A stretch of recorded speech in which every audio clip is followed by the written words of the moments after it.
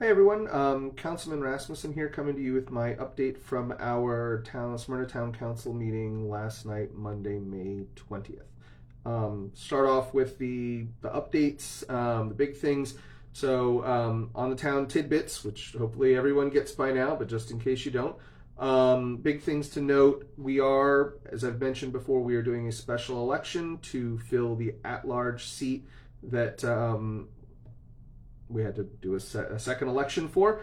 That election is scheduled for Tuesday, June 4th. Voting is at Town Hall like it normally is. It's going to be from 7 a.m. to 8 p.m. There are two candidates on the ballot. It's an at-large seat, so everybody in town can vote. You don't have to live in one specific district. Obviously, we hope that lots of people show up and vote. As I've mentioned in my last video, less than 7% of our voting age population showed up to vote in the last election.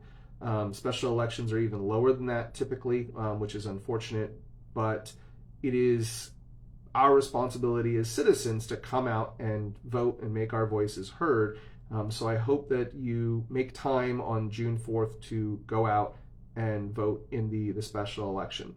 Other more fun things, maybe. So coming up May 27th, next weekend, this weekend, is going to be our Monday, is the Memorial Day Parade. It's one of the great parades that we do here in town, runs right through downtown. So come check it out. Lots of people will obviously be in the parade too, but please come downtown and enjoy the parade on the 27th. Lineup is at 9:15. The parade starts at 10 a.m. and it runs from, looking at the thing, I'm not sure exactly. The parade route is typically it runs down Commerce Street and then out Main Street to Memorial Park. So look for it there. Come on downtown on the 27th. And obviously one of the biggest things coming up is Smyrna at Night. Hopefully you've seen posts about this. We're trying to do a lot of promotions. This is the 10th anniversary of Smyrna at Night, and the big headliner for this year is Smash Mouth, which is a band that was really popular when I was in college. That is an all-day event, runs noon to 9 downtown. Streets will be shut down a few hours before that. There'll be lots of food trucks, there'll be lots of vendors, there'll be music all around downtown. Please come out and join us to celebrate the 10th anniversary of Smyrna at Night. Check out some great music, see your community, meet folks. It's a wonderful day. I hope to see everybody out there. I will be down on Market Street running the tent for Painted Stave Distilling. We've been participating in this for 10 years. It's been a great time. So I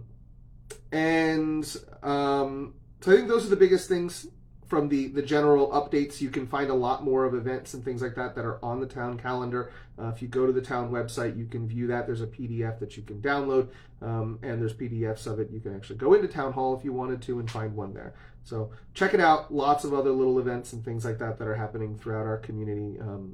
Good fun. As far as the board meeting last night, so we did start off with a public hearing. I'll talk about that when it is on the agenda item. As far as old business, there were two items that were receiving. One was receiving its third vote. One was receiving a second. The third vote was to establish our capital reserve accounts. These are the accounts that we need in order to be setting aside funds for capital projects. And those funds that we can then carry over and start to build on and grow. So if there are emergencies and things like that for capital projects, we have funding available that we can tap into and use rather than needing to go out and borrow money, which is what we have been doing for a very long time because we have not been saving any of our money. So we need these accounts. This is a third vote that finally creates them, and the funding amounts that are going into it, they are necessary for the long-term health and future of the infrastructure in our community, and we finally have them. We should have had them a very long time ago. The second vote, the second item was a second vote on establishing a nepotism policy for the town. We don't officially have a nepotism policy, but it sort of dawned on folks that we do need one. Most other communities have something similar to this. So this policy basically says that if you are a member of town council or the mayor, your family members can't be hired, and you cannot put family members onto committees here in town. If you are already working for the town and one of your family members gets elected to council, that's okay. It's just that if you are a town council person, nobody in your family or immediate family can be hired on or appointed to a committee. This will receive a third vote at the next council meeting before it officially gets reflected as a code change. On to the new business items. So there were a number of different things here to talk about. The first one was around the PPC-AC rate. So PPC-AC rate is the rate that the town pays when we buy electricity that we then distribute to our community.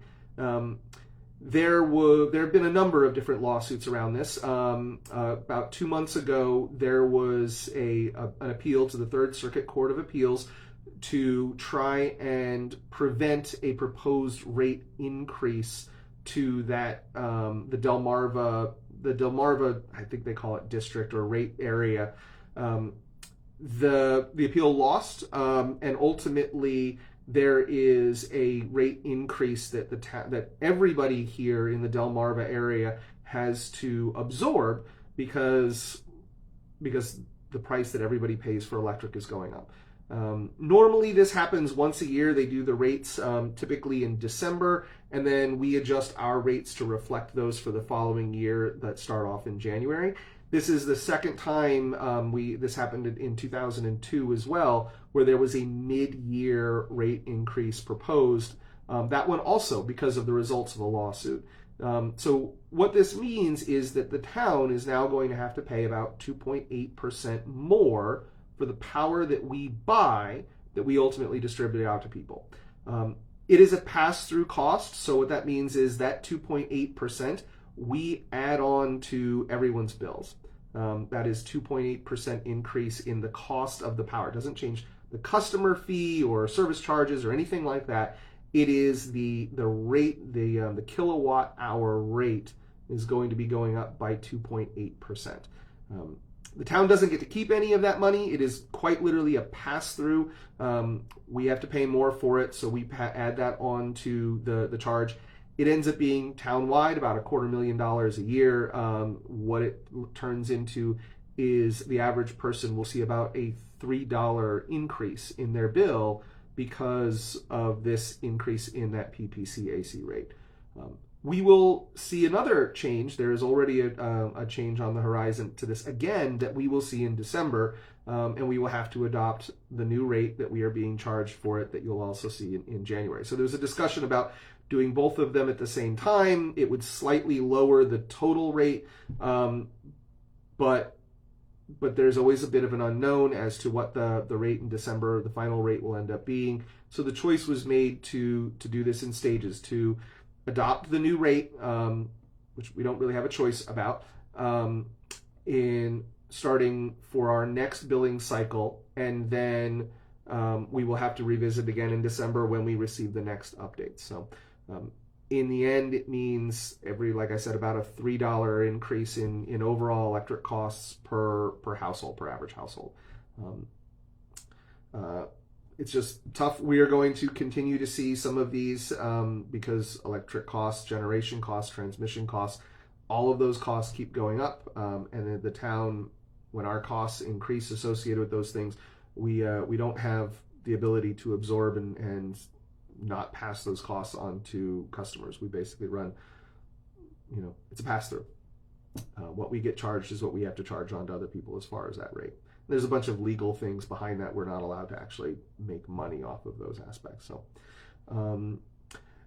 So there was a discussion about the water meter fees. This has come up before, and as people just started seeing the water meter fee, customer fee appear back on their bill.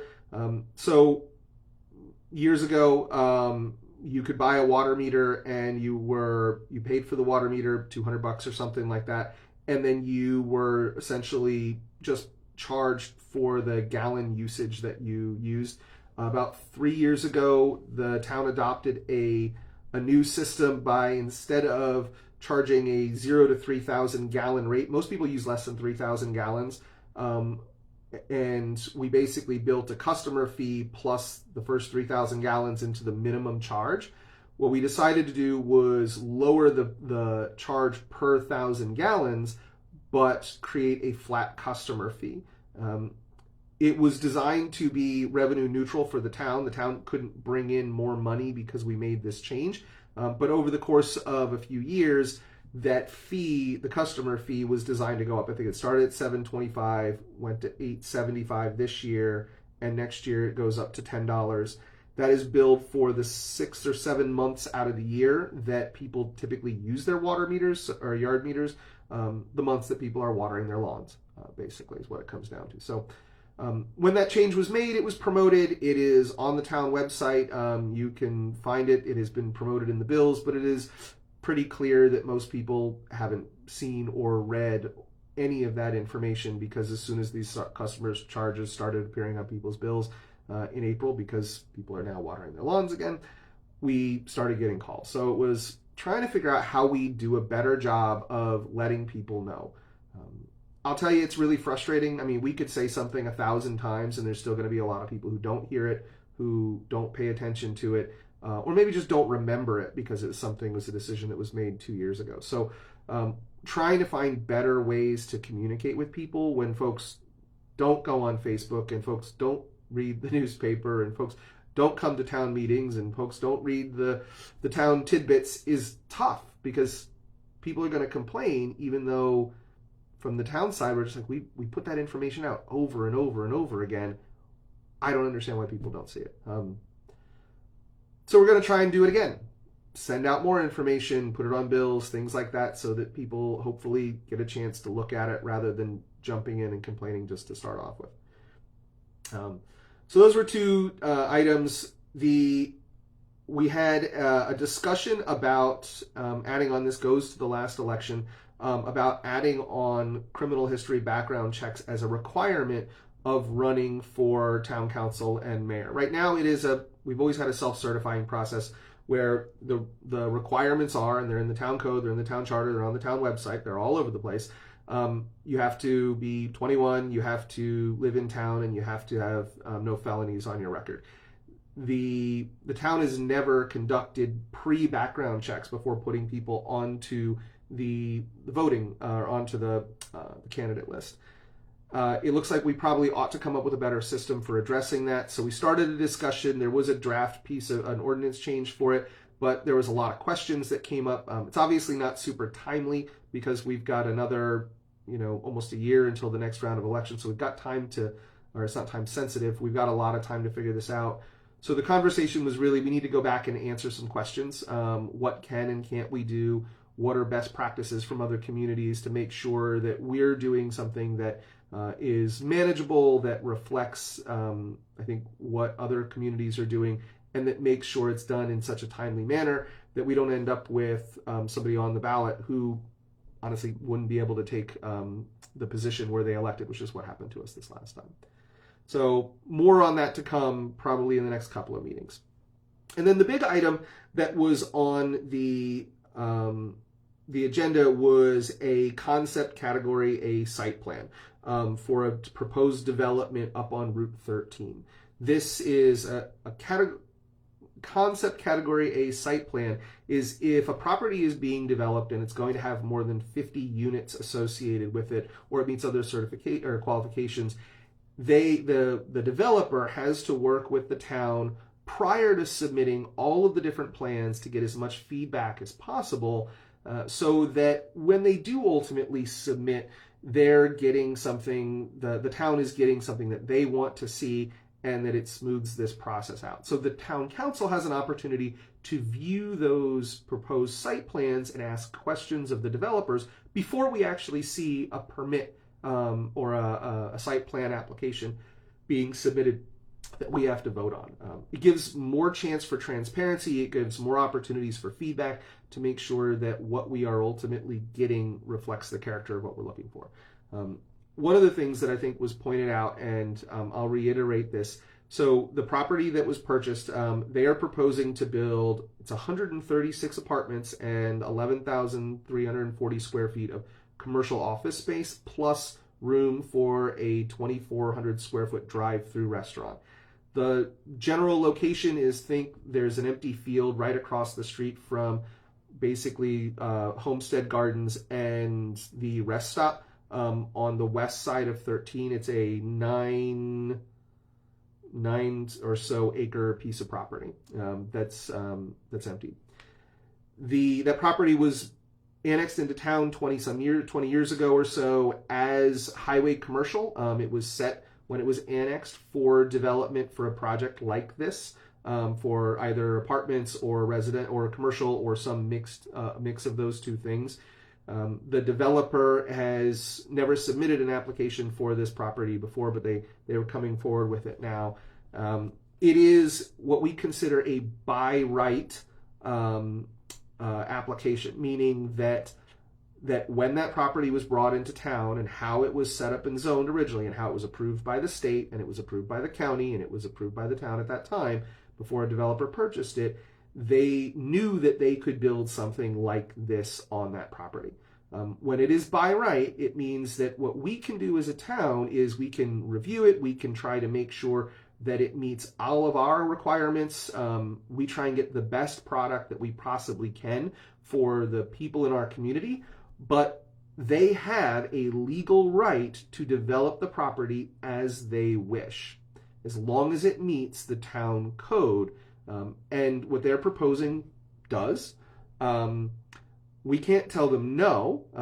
You actually was in the news, I think, last week or a week or so ago. Newcastle County is getting another lawsuit because they're trying to slow down a developer. If a property is by right, if it is zoned, annexed, and everything is appropriate to it, you cannot tell them no, or you are going to get sued. And the town obviously can't afford to settle a bunch of lawsuits around things like this, which we'd ultimately lose anyway, right? So what we try and do is make sure that we ask as many questions and we do as much work to make sure that potential development is as high quality as it can possibly be.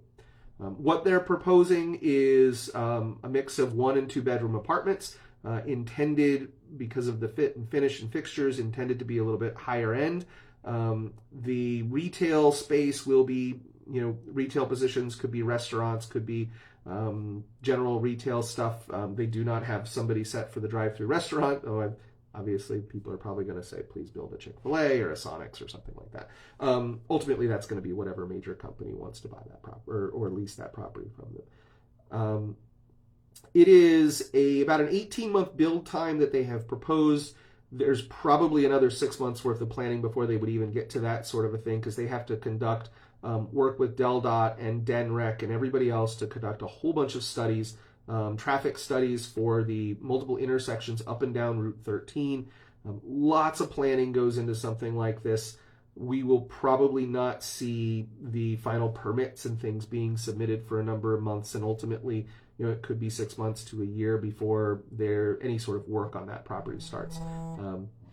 But as a by right thing, it's really up to us to be able to ask questions and, sorry, my phone's ringing. Turn that off. To ask questions and try and make sure that what they are going to build is going to be as nice as possible and contribute as positively as possible to our community. A lot of discussion about that. The builders, answered lots and lots of questions. The town staff has stated multiple times that they've been very, very helpful and worked very closely with them to get this point. We will see it again when they actually come for the site plan approval after it goes through the Board of Adjustments and the Planning and Zoning Commission. Assuming that they get their recommendations from that, we'll ultimately see it again at Town Council probably a number of months from now. And then the last thing we had on the agenda was a quick discussion about Smyrna at Night, because folks have raised this question of why are we doing this event if the town had to raise taxes? Why are we spending money on some type of a festival? I'll be honest, it is really the only thing that this town does for all members of our community. It is one day that attracts people from all over our community and all over the area to showcase our downtown, to help support downtown businesses, to give people a point of community pride. This is the 10th year that we have done it. Every year we go out, we fundraise money. Businesses donate money from all around. We do everything that we can to keep the costs down on this. As the 10th year, it's intended to be a little bit bigger because it's a bit of a celebration. And in the end, I think in the budget, we had a total of $110,000 budgeted for what we call special projects, and Smyrna is one of these special projects, or Smyrna at Night, sorry. I don't know what the final budget will end up being. I know that we have put in quite a bit of fundraising efforts to that so far to keep that as low as possible. I think last year on Smyrna at Night, after the fundraising was all said and done, we ended up spending about $30,000 on it. This year will be higher than that, but even if we spent every penny we had budgeted in special projects on this one thing, I ran the numbers, it would be about $2.64 of tax revenue per resident in our community. In reality, it'll probably be substantially less than that because of fundraising, and we're not going to spend every penny that we've got. But for a couple of bucks per resident in our town to have a huge music festival that draws in everybody, it's open to all of the public, I think that is a fantastic investment for the members of our community. And not everybody is going to feel that way, so you are welcome to disagree with me, but I think that it's a great event. It's something that has grown over the years into something that people really look forward to every year, and I want to see it continue to go on and be successful. I think that most people would be fine with paying less than the cost of a bottle of soda in order to have a significant music festival, an event like this in their downtown. So, but you're welcome to disagree, like I said. So, those are the big items from the council meeting last night. Ultimately, no action was taken on Smyrna at Night. It's just, move forward. We're less than a month out at this point in time. So plan on being there. I certainly will be, and I hope that I see you and we'll have a great time. So that was it. Remember, Smyrna at Night's coming up. Remember the vote on June 4th for the special election for the at-large seat. Everybody in town, as long as you are a registered voter, you are welcome to vote. You don't have to be in one specific district. It's a town-wide election. You will hear from me again, I believe it is June 3rd. So the day before that election, you'll get one more reminder out of me for that. So. Thanks, everybody. Take care. Have a wonderful Memorial Day weekend. Come downtown, enjoy the parade, and be safe. Take care.